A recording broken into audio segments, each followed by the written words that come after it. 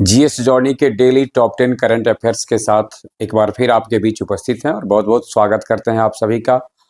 आज हम जिन 10 प्रश्नों के साथ हैं उनमें पहला सवाल आपके लिए स्क्रीन पर है। हाल ही में विश्व शहर दिवस कब मनाया गया है? विश्व शहर दिवस हाल ही में किस तिथि को मनाया गया है? विकल्प आपके लिए 29 अक्टूबर, 31 अक्टूबर, 30 अक्टूबर और इनमें से कोई नहीं। और सही आंसर है इसका 31 अक्टूबर। 31 अक्टूबर को ये मनाया गया है विश्व शहर दिवस। भारत के लिहाज से ये ऐसे भी दो कारणों से जाना जाता है। एक की पुण्यतिथि है और एक का जन्म दिवस है। जन्म दिवस है जिनके नाम से एकता दिवस मनाया जाता है, राष्ट्रीय एकता दिवस भी इस तिथि को मनाया जाता है। आप जानते होंगे सरदार वल्लभ भाई पटेल, सरदार वल्लभ भाई पटेल। और इस कारण से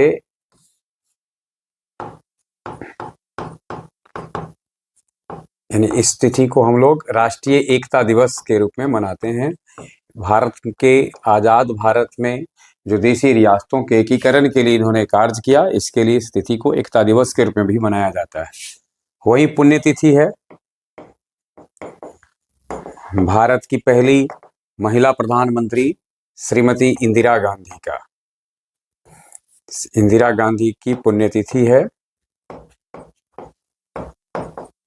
गौरतलब हो, इंदिरा गांधी की हत्या 1984 ईस्वी में कर दी गई थी और 1984 में, और वहीं इनका जन्म हुआ था 31 अक्टूबर के 1875 में।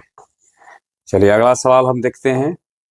अगला सवाल है, किसने दक्षिणी नौसेना कमान के प्रमुख flag officer commanding in chief, यानी दक्षिणी नौसेना कमान के प्रमुख flag officer commanding in chief का कार्यभार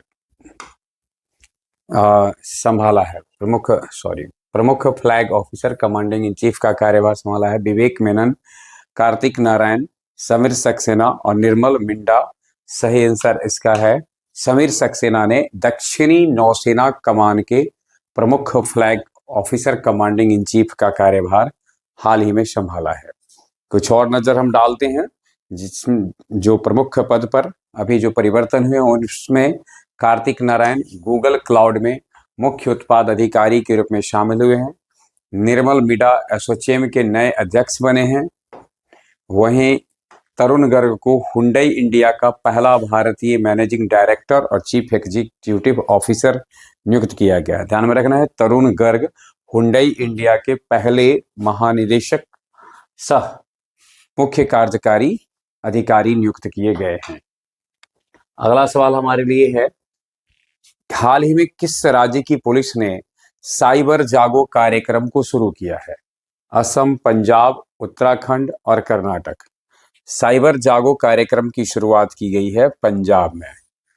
तो पंजाब सरकार ने अभी, पंजाब राज्य की पुलिस ने साइबर जागो कार्यक्रम शुरू किया है।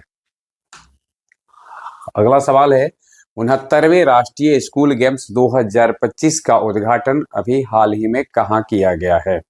मुंबई, देहरादून, नई दिल्ली, ईटानगर। 69वें राष्ट्रीय स्कूल गेम्स 2025 का उद्घाटन किया गया है ईटानगर में, अरुणाचल प्रदेश के ईटानगर में 69वें राष्ट्रीय स्कूल गेम्स का उद्घाटन किया गया है।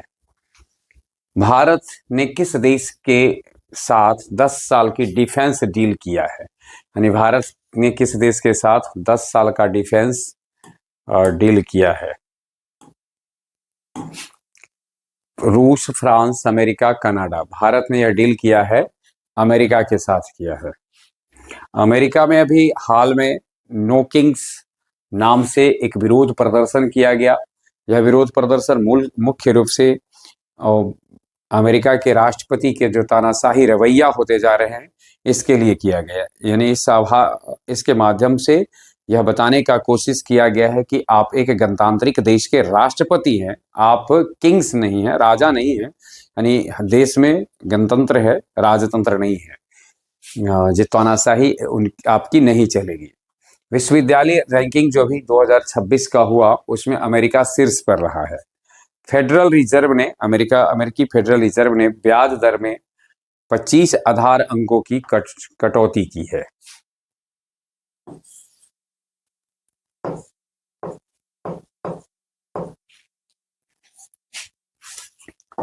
चलिए अगला सवाल है, हाल ही में फीड शतरंज विश्व कप ट्रॉफी का नाम बदला गया है। फीडे और शतरंज विश्व कप ट्रॉफी का नाम बदला गया है।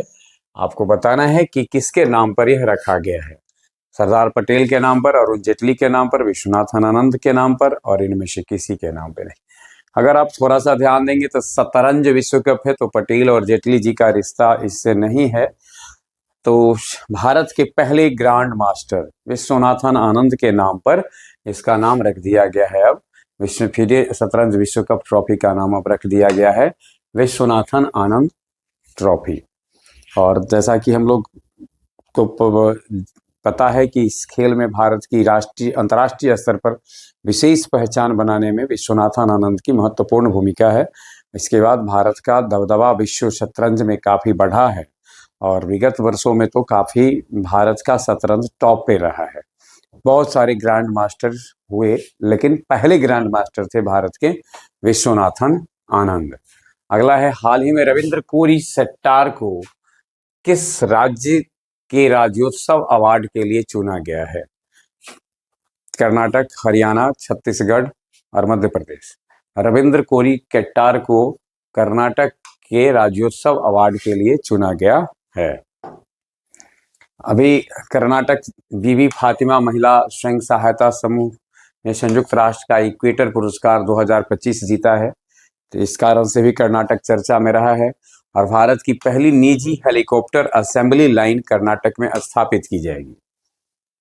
चलिए अगला सवाल है हमारा, और आज का 8वां है, किसने पेशेवर टेनिस से संन्यास की घोषणा कर दी है?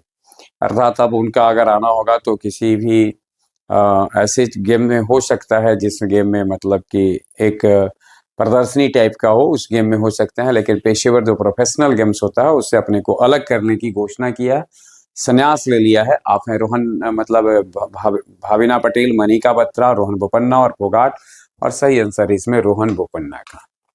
रोहन बोपन्ना एक लंबे समय से भारतीय के लॉन टेनिस प्लेयर रहे हैं और भी बहुत सारे स्पर्धाओं में इन्होंने भारत का प्रतिनिधित्व किया है। और 2 बार ऐसा आया है जब इनको ग्रैंड स्लैम, जो 4 ग्रैंड स्लैम है, US open, Australian open, French open और विंबलडन, इन 4 में 2 बार ऐसा हुआ है कि ग्रैंड स्लैम तो इन्होंने जीता है, उसके विजेता बने हैं।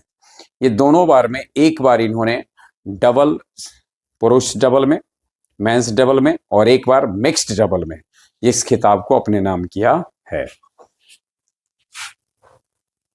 अगला सवाल है, प्रधानमंत्री मोदी जी ने कहाँ शांति शिखर मेडिटेशन सेंटर का उद्घाटन किया है?